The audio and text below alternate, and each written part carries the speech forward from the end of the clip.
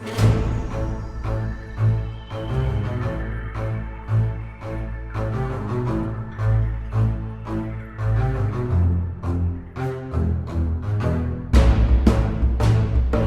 welcome to Tiki Man and the Viking podcast. This is the Viking. A special thanks to everybody that came and saw me at BusterCon this weekend. It was greatly appreciated, and I will be back. In this episode, we conclude our discussion with Wade Haight Hampton. Enjoy, and read a book, or go see a movie. I know what you mean about photography and all that, setting things up. I storm chase, so I have a very angry medium that I'm usually trying to capture. And there's been times I've had tripods knocked over.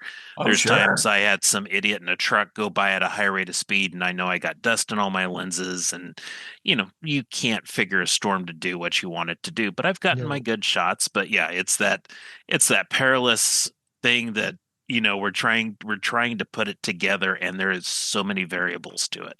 I think the funny thing about that, because I'm 100% with you, is if somebody you were telling that to, they see the photos, because, everybody loves the outcome. Mm-hmm. They go, oh my God, I'd like to storm chase and take photos. That sounds like the greatest thing. And then they get out there and they're like, fuck this. Yep. So it's the, I always tell people, I don't want to know your ideas. I want to see that's true of most creative endeavors. I mean, I recently ventured, after years of just baking bread, I recently ventured into sourdough. Now I could show you the first loaf that I made, but it took 17 days to create the starter and 2 days to bake the bread. Right. And people don't get it. It took you nearly 3 weeks to bake a loaf of bread. Nobody wants to know about the process. But they like eating that goddamn bread. They like sitting down and watching that film. Yep. They like reading that book. And that's where this world of creatives that we have ventured into, Brian and myself, in terms of talk with people, it's kind of like everybody that we talk to, we get it, they get it. It's like the process is important. You want to complete that film, but you're also talking about how you're going to make the process a little better for yourself so you can enjoy it. Because if you don't enjoy the process, you're not going to enjoy the final outcome, right? I have this speech I give Art Brute Film, my little art group, every time we shoot. I'll say, okay, let's try to enjoy this day, because there's a chance we're the only people in Wichita making a film today. Just trying to say, it's fairly rare. Let's not poo-poo it and just be like, all right, let's get the fuck out of here. It's like, all right, there's going to be a day you'll look back and go, it's kind of cool we were out there on that road.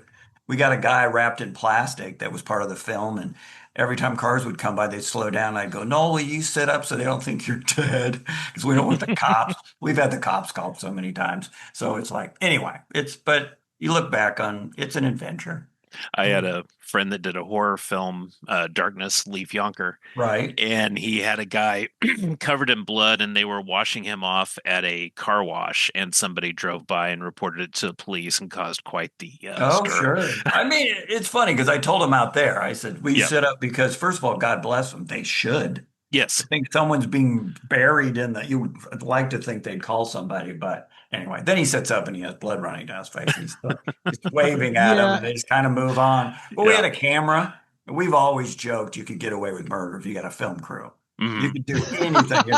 Shooting a film, okay, you're fine, and you're just doing chaos.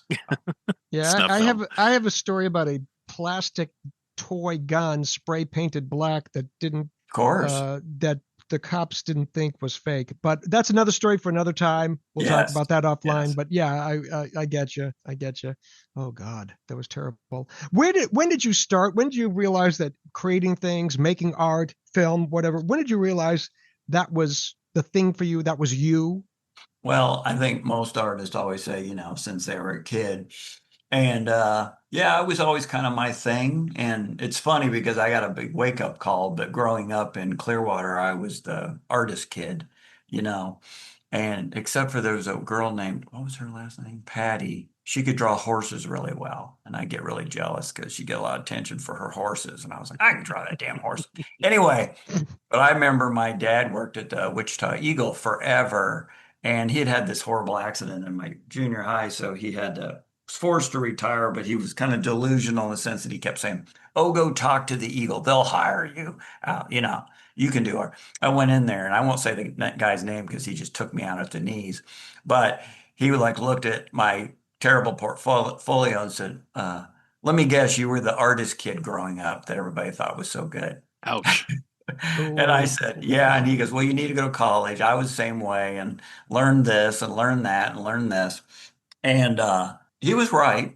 I mean, he could have gave me a job and mentored me. You know, I had enough stuff, but he pretty much was like, yeah, you think you're great. You're not. I mean, I was not cocky to the guy at all. But the funny thing is, he had illustrations all over his wall and they were burned into my psyche. And I remember at one point this has nothing to do with the story, but I remember at one point doing art and doing some illustration and thinking to myself, I'm better than that guy. Just like I'd gotten there, and I don't think I was, but I had realized he was right. I needed to go learn the skills, but it was always there. But it was good for me to probably have somebody like him to come in and give me a wake up call, like, you're not a genius. Everything that you do is not fantastic.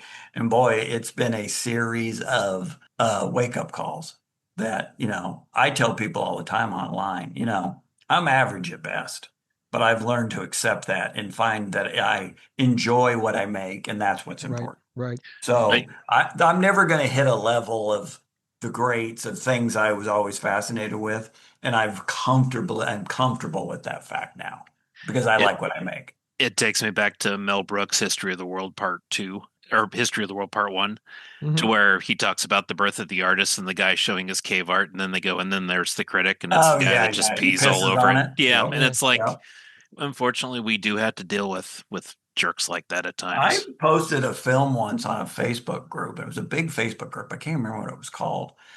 And I thought, oh, I'm curious. People always, tons of reviews, you know, put it on there. I knew it was weird. I had one guy tell me it was the worst film he had ever seen and I should never make another film. And this took like 3 hours to get that comment. And I said, thank you for watching, because I always feel that way. Mm-hmm. Another guy jumped on and said, well, that's a little crude. You know, it's not a good film, but I see he has some talent. He should stick with it. I wanted to write, well, I'm almost 60. I've been doing this and I said, well, I appreciate your encouragement. Thank you. The other guy came back 4 hours later, said, okay, I only watched the first 2 minutes. I came back to finish it. Yeah, I was right the first time. This is the worst film I've ever seen, and you should never make another film. And someone goes, did that bother you? And I said, not in the least bit. That's their opinion. I love the film. I'm happy with the film. And that's what I mean. If I'm happy with it and it's done what I want to do as an artist, I'm good. But I'm lucky. I have a day job. I don't have to make money off of it. If I had to make money off of it, it'd probably be a whole nother beast. But. Right. And there's a bridge that somewhere is missing their troll. Exactly. Tiki Man and the Viking Podcast, brought to you by Rumination of Thunder Media. The following intro and outro music was used for this media project. The music Find Them by Alexander Nakrata. Free download from filmmusic.io. License Creative Commons Attribution 4.0 International.